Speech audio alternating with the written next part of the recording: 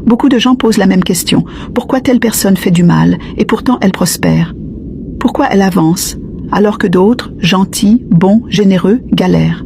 La réponse, elle est simple mais elle fait mal. Alors excusez-moi d'avance si je blesse quelqu'un. Ce n'est pas le but.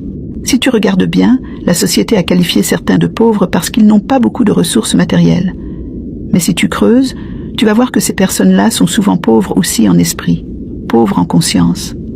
Je sais que ça peut choquer, mais écoute bien, ce n'est pas pour juger, c'est pour réveiller.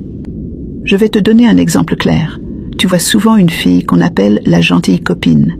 Elle supporte tout, elle pardonne tout, elle sourit même quand on la piétine. On dit qu'elle est bonne. Mais en vérité, ce n'est pas sa bonté qui agit, c'est parfois sa blessure émotionnelle. Elle attire encore et encore les mêmes schémas parce que sa vibration intérieure est saturée de culpabilité et de peur d'être rejetée. Et l'univers? L'univers ne calcule pas tes blessures. Il s'en fout que tes parents t'aient torturé pendant l'enfance. Dit comme ça, c'est dur, mais tu dois faire l'effort de comprendre les lois qui nous gouvernent.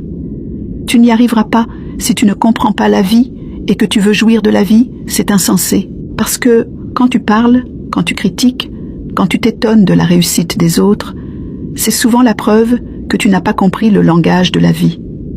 L'univers ne dit pas « Oh, pauvre d'elle, elle a souffert, je vais lui donner une récompense ». L'univers reflète simplement ta fréquence. À l'inverse, tu peux voir quelqu'un d'égoïste, dur, ferme, et tu te demandes pourquoi il prospère. Mais regarde bien, ces personnes-là, elles sont convaincues de leur valeur. Elles sont sûres d'elles. Leur vibration est claire, stable, et l'univers leur répond.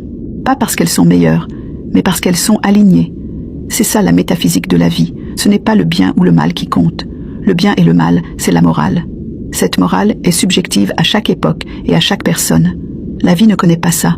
Les ultra-riches continueront à faire ce que tu appelles méchanceté, massacre, et tu verras qu'ils continueront à prospérer dans cette vie. Paix et bénédiction.